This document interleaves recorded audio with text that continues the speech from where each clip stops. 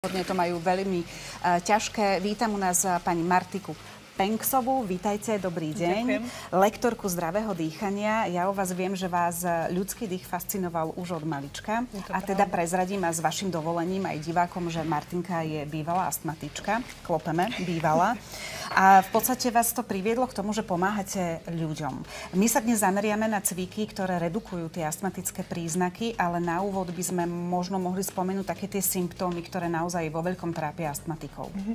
Tak keďže astma je chronické zápalové ochorenie dýchacích ciest spojené s zúženým dýchaním alebo teda s obmedzeným dýchaním, tak veľmi často je práve spojená s dýchavičnosťou, s oslabeným výdychovým objemom, teda neschopnosťou vydýchnuť. Takisto je veľmi často spojená s emočným stresom, alebo teda jednak astma ako taká nám vyvoláva pocit úzkosti a pocit napätia, ale zároveň môže byť tým aj vyvolaná.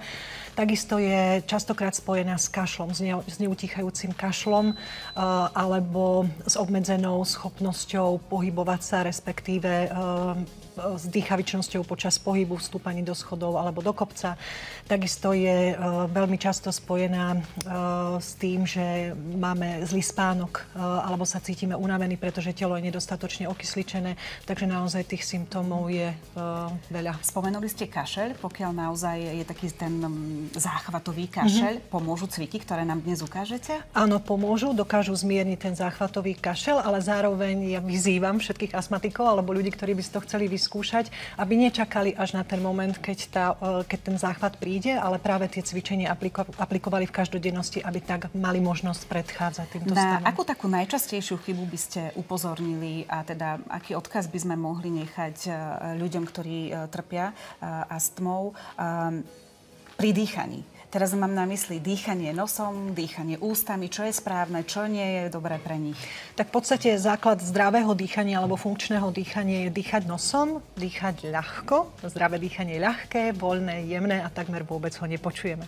Takže odpoveď by bola dýchať nosom a práve veľmi veľa astmatikov, aj z mojej praxe to vidím, dýcha ústami, čo je pre nich ešte vlastne znásobuje. Je to jeden z faktorov, ktorý vlastne zhoršuje stav astmy, alebo môže byť zároveň spúšťačom práve tej astmy. Dýchanie nosom teda poprvé. Dýchanie nosom veľmi dôležité. Ešte niečo, na čo by ste upozornili? Zároveň je to bránicové dýchanie, čo je ďalšia zložka vlastne toho funkčného dýchania. My sa rodíme s bránicovým dýchaním, ale bohužiaľ niekde v tom veku, uvádza sa 5 až 7 rokov, keď prídeme práve do nejakej záťaže, začíname viac prežívať emócie alebo viac teda vnímame veci a situácie, tak práve vtedy častokrát dochádza k prvým zmenám toho funkčného dýchania a strácame bránicové dýchanie. Také držanie tela? Držanie tela je takisto veľmi dôležité, lebo pokiaľ sedíme, ak môžem tak Môžeme sa pozrieť, samozrejme. Pokiaľ častokrát v dnešnej dobe sedíme takto a pokiaľ sedíme takto, tak môžeme trénovať dýchanie, koľko chceme. Ten objem, ktorý máme v tých pľúcach, výrazne obmedzujeme. Takže je dôležité sedieť na sedacích kostiach, preto sa aj volajú sedacie, aby sme sedeli vzpriamení. Takže to je určite tiež veľmi dôležité. A môžeme asi postupne prejsť aj k tým cvikom, pretože vlastne to je predmetom našeho dnešného stretnutia. Takže nech sa páči, prvý cvik. Jeden z veľmi dôležitých cvikov pre astmatikov je tréning výdychu, pretože oni majú obmedzený výdychový objem, veľmi ťažko sa im vydychuje a to následne spôsobuje aj sťažený nádych. Takže ja vrelo odporúčam všetkým astmatikom trénovať pomalý, jemný výdych cez zošpulené pery. Nadýchneme sa nosom približne v dĺžke 3 sekúnd, bez toho, aby sme zdvíhali ramená. Tie na nádych nepotrebujeme, takže sú voľne uložené, pomalý nádych nosom. A potom veľmi jemný, ja často hovorím veľmi jemný, tichý, tým pádom sa stáva dlhým, ten výdych cez zošpulené pery. To je to, čo nám pomáha aktivovať parasympatickú časť nervového systému, alebo teda parasympatickú reakciu nervového systému a to je tá, ktorá nám pomáha navodiť vnútornú rovnováhu, uvoľniť napätie svalov, to znamená aj našich dýchacích svalov, zredukovať vlastne alebo znížiť frekvenciu bušenia srdiečka, zníži nám to takisto krvný tlak, takže je to veľmi rýchla reakcia, alebo veľmi rýchlo dokážu ľudia, ktorí majú dýchavičnosť, pri tomto spôsobe dýchania pocítiť úľavu. Niekedy stačí iba 10 tých veľmi jemných, dlhých výdychov. A 10 opakovaní. A je to jedno, či v sede, či v stoji, či sme na ulici. Jednoducho, keď prídu tie symptómy a ten záchvat, tak v podstate toto pomôže nejak upokojiť a teda zminimalizovať tie symptómy? Áno, pretože vlastne my uvoľníme to napätie z dýchacieho systému a celkovo napätie zo svalov vôbec, aj z nervového systému. Takže tým pádom my uvoľníme to dýchanie a obnovíme vlastne ľahkosť dýchu. Môžeme ísť ďalej? Ja by som chcela vlastne to dýchanie cez zošpulené pery posunúť aj ďalej do pomôcok, čo sú veľmi vhodné pomôcky najmä pre deti, ale veľmi radi ich využívajú aj dospeláci. A to je napríklad bublifúk, kedy my sme naučení vytvárať veľa bublín v bublifuku, ale ak chceme trénovať tento výdych, tak sa snažíme o jednu čo najväčšiu bublinu. Takže opäť nádych nosom. A zašpulené opäť.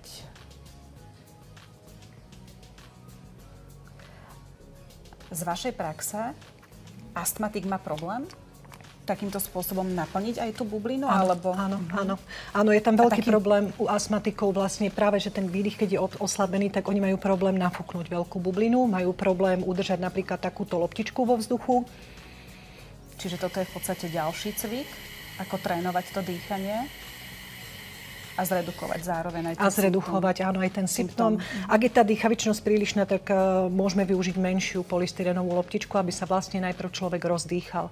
Veľmi dôležité pri astme je netlačiť na seba v tom otváraní výdychu. To znamená, že netlačiť sa do prílišného výdychu, kedy už cítim napätie na úrovni dýchacieho systému. Stále ten výdych by mal byť ľahký a voľný. Vtedy prichádza to uvoľnenie. Ako náhle máme tendenciu tlačiť, môže sa práve tá dýchavičnosť horšiť. A tá pravidelnosť je úspešná? Štandardne odporúčam teda, aby sa cvičenie opakovalo aspoň 10 opakovaní 3-krát denne. A ak to máme ako pravidelnosť, povedzme ráno, obed, večer, tak naozaj už po týždni môžeme pocítiť úľavu. To je fantastická správa. Tak. A stojí to za to.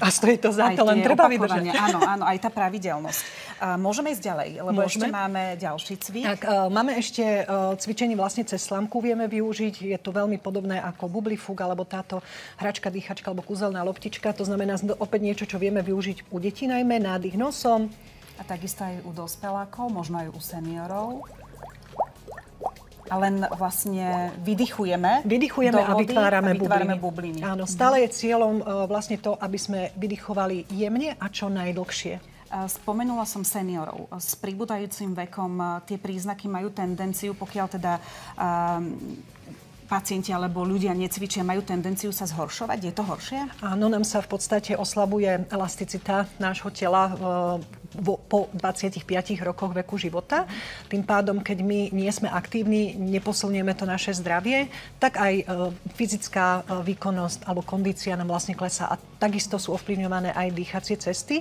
A práve u seniorov je veľký problém s dýchavičnosťou. Seniori sa veľmi často budia skoro ráno práve na to, že majú stiažené dýchanie, na zvýšené bušenie srdiečka, takže obzvlášť, alebo teda aj u seniorov, dýchanie je pre všetkých, aj u seniorov by bolo veľmi vhodné práve s takýmito jednoduchými cvičeniami. A keď sa takto ráno zobudia, čo by ste im odporúčili, ktorý z týchto cvikov? Vodu asi a slamku nemusíme mať pri sebe, alebo nemajú pri sebe? Najjednoduchšie je výdych cez zošpulené pery, lebo ten vieme robiť kdekoľvek a kedykoľvek. Či stojíme na zastávke, či cestujeme niekde, alebo čakáme v rade v v obchode. Naozaj kdekoľvek a kedykoľvek vieme praktizovať to dýchanie a zaberie to 2 minúty, 10 dýchov, možno viac, ak sa nám ten výdych začne otvárať. Ale naozaj môžeme si tým veľmi pomôcť aj v rámci prevencie. A je to aj bezpečný cvik s tým, že nie sme pod dohľadom odborníka? Áno. Zase len zopakujem, netreba v tom výdychu na seba príliš tlačiť. Chceme urobiť čo najtichší, čo najjemnejší výdych, to je cieľom. Máme tu ešte na záver pomôcku, ktorá je teda určená vhodná pre astmatikov. Je vhodná vlastne pre ľudí, ktorí dýchajú ústami. Čo môžu byť astmatici alebo aj iné. Je to zlozvyk, ktorý je veľmi častý v dnešnej dobe. A práve tým, že keď dýchame ústami, tak sa stáva, že prirodzene sa deje, že naše telo je viacej zahlienené. A teda aj dýchacie cesty, horné dýchacie cesty. Táto pomôcka je tzv. Nosová sprcha. Zmiešame si pomer 1 liter vody, 1 lyžička soli. V príjemnej teplote, teda v takej izbovej teplote naplníme nádobku a vlastne cieľom je naliať ten roztok vodný, slaný do jednej nosnej dierky tak, aby nám vlastne druhou nosnou dierkou vytiekli ale tie hlieny. neťaháme? Nie, neťaháme. Nakloníme sa nad vaňu alebo nad umývadlo. Ten sklon je potrebné si nájsť, je to jemný úklon a malinko predklon, aby nám vlastne tá voda netiekla do uší, ale práve prešla do druhej nosnej dierky. Čiže tam môže byť chyba, keby sme tú vodu cítili, že je v uchu? Áno, to nie je dobrá vec, lebo sa nám vlastne môžu upchať zvukovody, takže nie. Do ucha nechceme. Martinka, na záver ešte možno, čo by ste odkázali, nejaký SOS cvík alebo niečo, čo ešte by sme mohli povedať? Takže výdych cez ošpulené pery a na posilnenie bránicového dýchania je to vhodné teda praktizovať s niekým, naučiť sa správne bránicové dýchanie, ale vieme začať s jemným syčaním, takže opäť nádych nosom a čím je väčšia intenzita toho S, tým viac cítime vlastne oblasť bránice a aktiváciu správnych dýchacích svalov. A predsa len poloha jazyka, aká by mala byť správna? Aj to môže byť nesprávne. Poloha jazyka je ovplyvnená vlastne tým, že keď dýchame ústami, tak sa nám jazyk neuloží správne.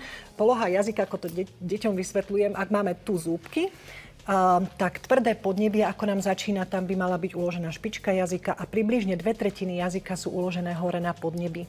Hej, väčšina teda, alebo všetci dýchači ústami majú buď jazyk padnutý úplne dole, alebo pláva niekde uprostred. Veľmi pekne vám ďakujeme. V Dámskom klube sa rozhodne ešte stretneme.